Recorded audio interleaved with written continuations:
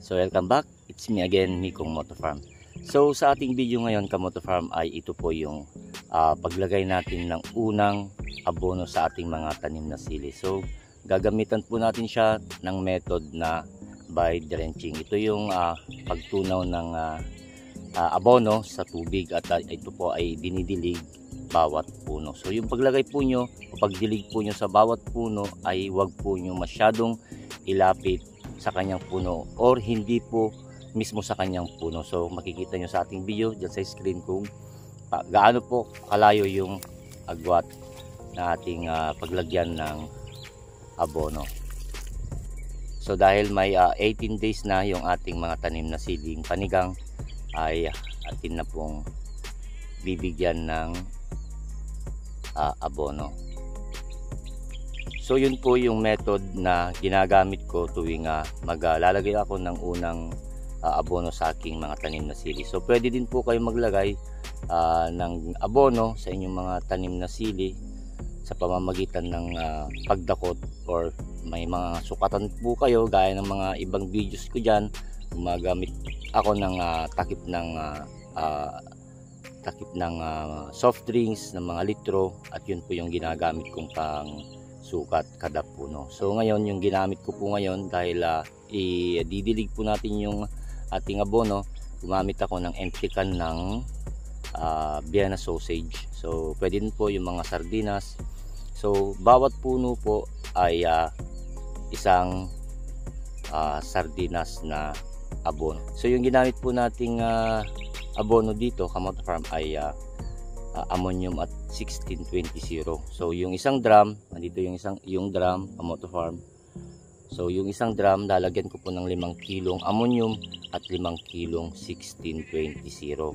So haluin po natin mabuti dahil yung 1620 mahirap po matunaw. So haluin po nyo mabuti para po matunaw yung 1620. At bago po ako magumpisa maglagay ng abono Kamoto Farm ay mag-i-spray na po muna ako ng insecticide. So nandito yung ating sprayer.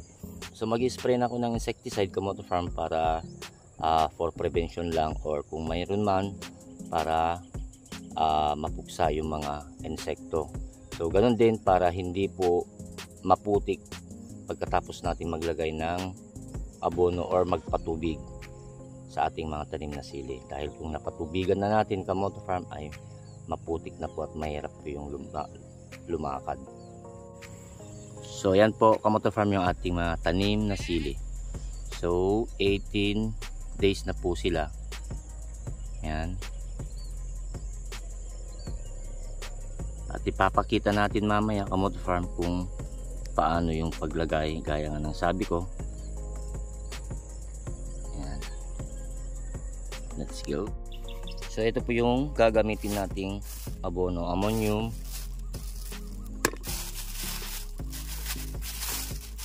2100 at 1620. So ang gamit po nito Kamoto Farm ay para sa ugat and then para magpalabas ng sanga. So ayan yung gamit ng 1620 Kamoto Farm. So ganun din yung ammonium para po sa kanyang ugat. So ito po yung gagamitin nating panukat sa paglagay ng abono at yun po yung gagamitin nating insecticide para pamuksa sa mga insekto. So Samson lang yung gagamitin natin Kamoto Farm for prevention po lamang yan. So yan yung drum, nalagyan na natin ng tubig. So ilalagay po natin lahat yung 5 kilong ammonium at 5 kilong 1620.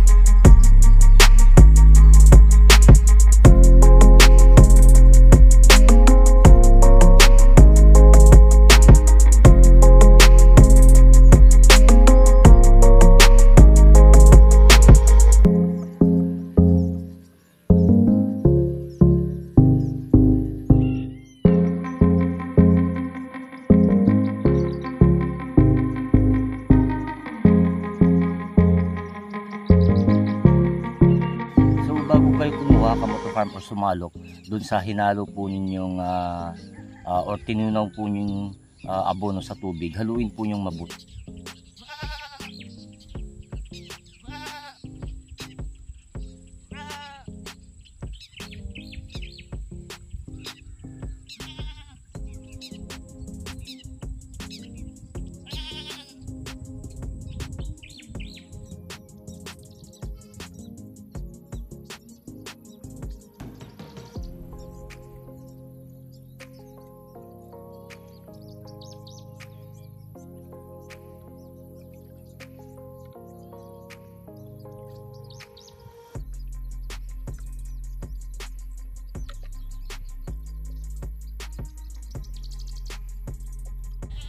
Ayan, Kamoto Farm, nakapaglagay na tayo ng abono sa 5 guhit.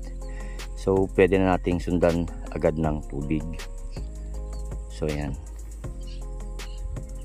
So gaya ng sabi ko, wag po masyadong malapit sa kanyang puno o wag mismo sa kanyang puno, Kamoto Farm. Lalo na kung hindi po nyo nasundan kaagad ng tubig, ay magagasgas yung puno, masusunog. At posibleng dahilan kung bakit mamamatay yung ating tanim na sili. So dito na yung natapos natin. Yan po yung ginagamit nating pandilig o paglagay. So iiwan po natin dyan para po hindi tayo malito pagbalik natin, pagkuha natin ng abono, Kamoto Farm. So kada kuha po nyo ng abono, Kamoto Farm, ay dapat haluin po nyong mabuti.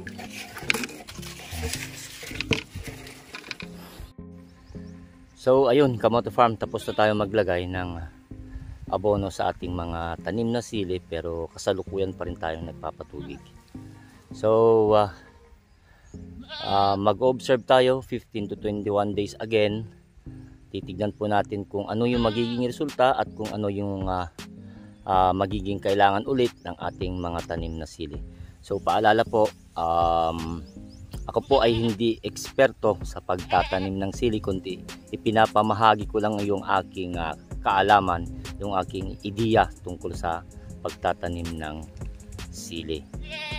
So yung paglalagay po ng ating abono sa ating mga tanim na sili, Kamoto Farm, ay nakadepende po yun sa ating mga tanim, kung ano yung kailangang nutrina ng ating mga tanim na sili o kahit anong crops pa yan, Kamoto Farm. Makikita po natin sa ating mga halaman, sa ating mga gulay, kung ano yung kailangan niyang nutrina. Hindi po ibig sabihin na marami po kayong abono, marami kayong foliar sa inyong bahay, marami kayong pambili, lagay po kayo ng lagay. Hindi po ganoon, Kamoto Farm.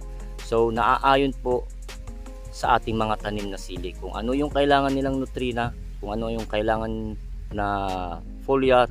Halimbawa, yun po yung ating ibibigay, Kamoto Farm. So sana, Kamoto Farm, samahan niyo ako sa pagpapalaki at pag-aalaga sa aking mga tanim na sili para matunghayan po nyo hanggang sa ito ay ating mapabunga, Kamoto Farm. So kung bago ka pa lang sa aking channel, Kamoto Farm, please subscribe my channel, Ditong Moto Farm. At kung may dadagdag pa kayong ideya, Kamoto Farm, o tip sa ating pagtatanim ng sili, pwede po nyong i-comment down below ang inyong mga suggestion, mga ideya, para po malaman ng ating mga ibang manonood nyo. And now, Mikong Moto Farm signing off. God bless us everyone. Bye!